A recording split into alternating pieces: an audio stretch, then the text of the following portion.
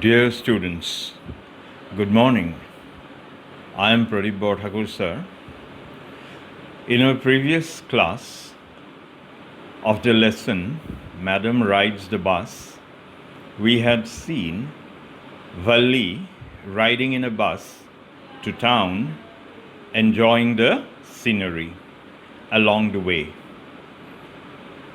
She had given her fare to town and was reminding the conductor to give her her ticket. Let us now read the text further on page 21 from where we had left. The conductor punched a ticket and handed it to her. Just sit back and make yourself comfortable. Why should you stand when you have paid for a seat? Because I want to, she answered, standing up again. But if you stand on the seat, you may fall and hurt yourself when the bus makes a sharp turn or hits a bump. That's why we want you to sit down, child. I'm not a child, I tell you, she said irritably. I'm 8 years old. Of course. How stupid of me. 8 years, my. The bus stopped. Some new passengers got on, and the conductor got busy for a time. Afraid of losing her seat, Valli finally sat down. Now the explanation. The conductor punched or pierced a hole in a ticket and handed it to Valli. The conductor, out of care for little Valli, asked her to continue sitting and make herself comfortable. Because passengers are supposed to sit down while traveling in a bus. The conductor asked Valli to sit on her seat for which she had paid her fare. But in the world of grown-ups, Valli, who was an extremely confident child, asserted her independence and standing up again, remarked that she was standing because she wanted to do so.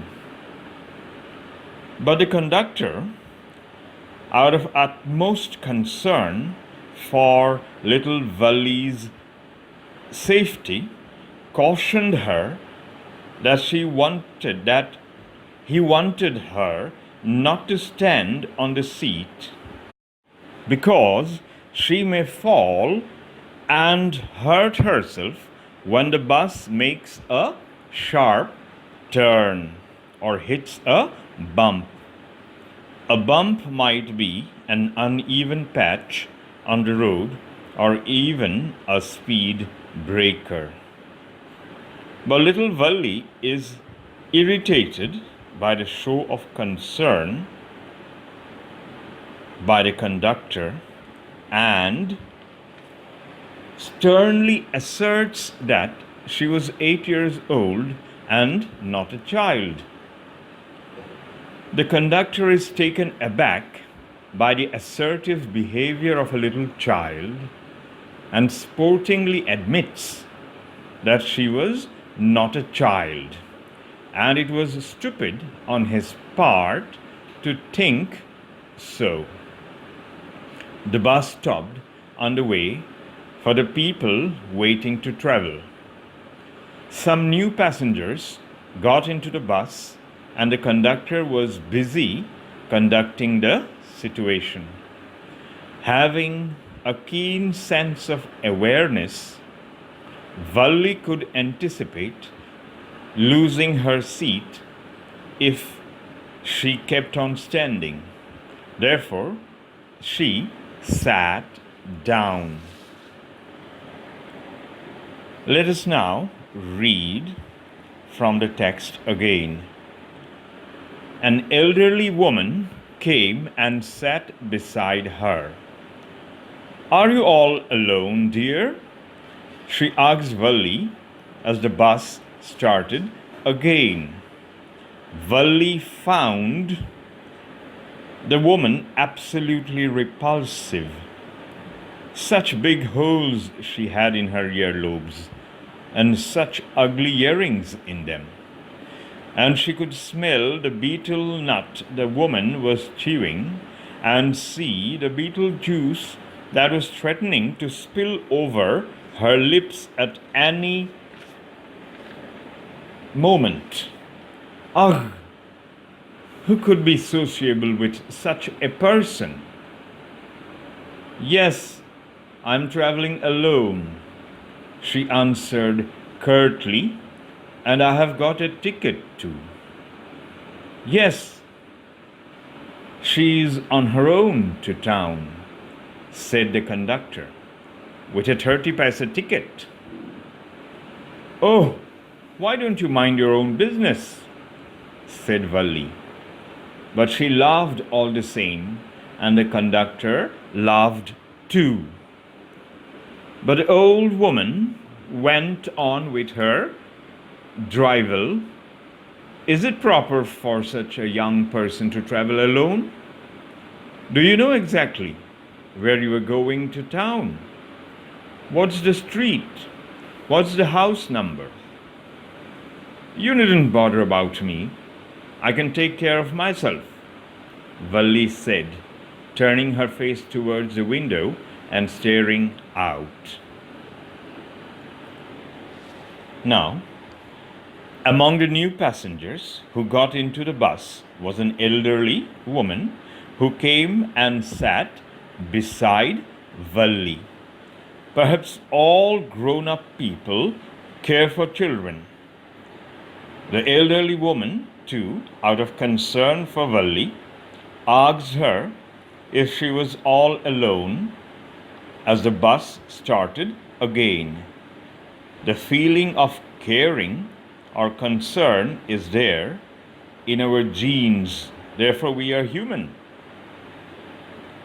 But a strong feeling of dislike got created inside Valli for this elderly woman, or in other words, Valli found the woman absolutely repulsive. The reason for Valli disliking the woman were that she had very big holes in her earlobes, and her earrings too were ugly. Valli found the earrings unpleasant to see. The earlobes and the earrings were against Valli's sense of what was beautiful. We also might have seen such a situation in which, due to the big size and weight of the earrings, elderly women have developed big holes in their earlobes due to stretching of the earlobes over a long period of time under the weight of the earrings. Another reason for Valli's disliking of the elderly woman was that she was chewing betel nut. Valli could smell the betel nut inside the woman's mouth. She could also see the betel juice. The betel juice was on the point of spilling over the woman's lips at any moment.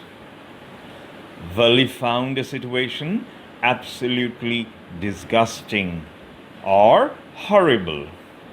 She could not think of becoming friendly with such a person. So, in answer to the woman's question if Valli was traveling all alone, she curtly or abruptly, as an expression of displeasure, replied that yes, she was traveling alone. and also that she had got a ticket too. By telling about the ticket, Valli wanted to let the woman know that she was mature enough to travel on her own. She knew the ways of the world of the grown-ups. At that moment, the conductor stepped in as if to confirm what Valli told the woman. The conductor, a caring, jolly fellow, told the woman that Valli was on her way to town with a 30 paise ticket. By this time, Valli had become friendly with the conductor and, expressing a slight feeling of irritation at his interference, asked him to mind his own business. Valli laughed, and the conductor also laughed. Her laughter is an expression of her confident nature. She had no feeling of worry.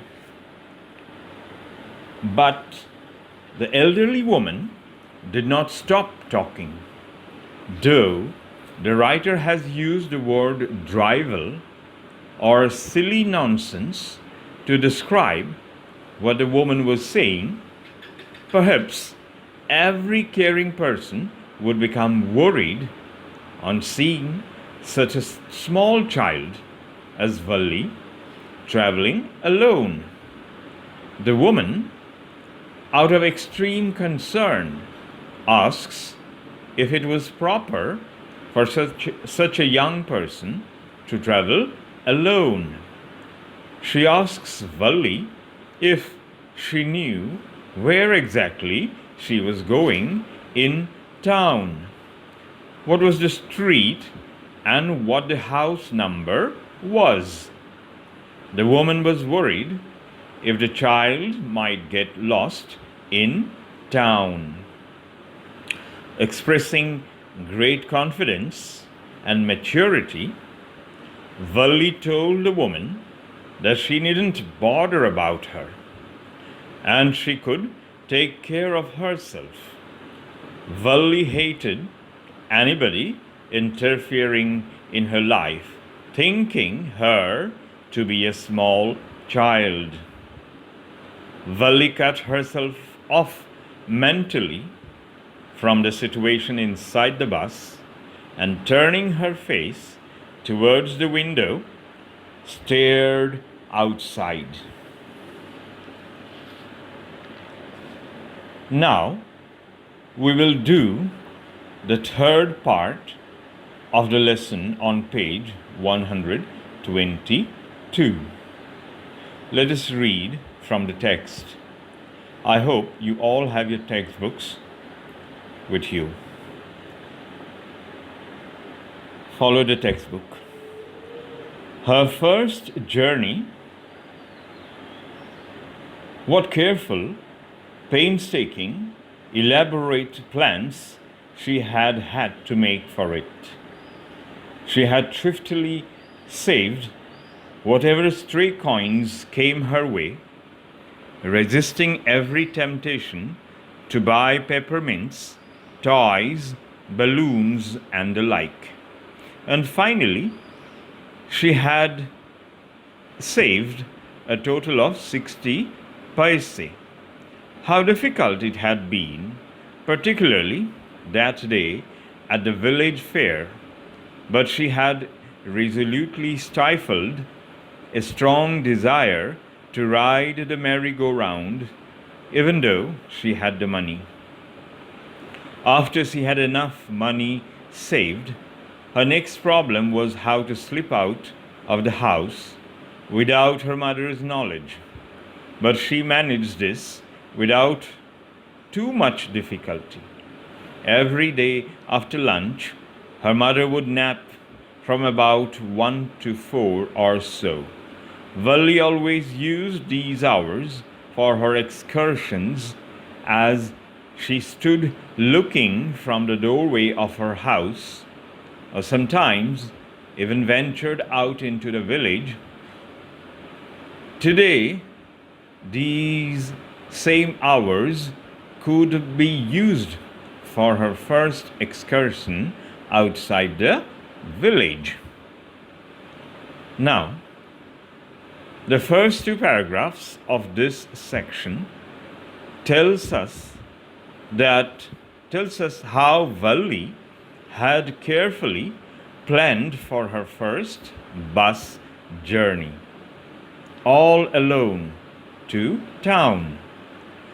Just as a mature planner plans for undertaking any work, Valli had also meticulously planned for her journey. In the first section, we had seen that the planning was spread over many days and months, gathering details of the journey from the fair to the timing. These two paragraphs has to do with the money part and the time part, when she had to travel, escaping her mother's notice. The first line of this section describes her planning as careful, painstaking, and elaborate, in the sense that she could not miss out on any detail. Her family should get no idea of what she was planning to do.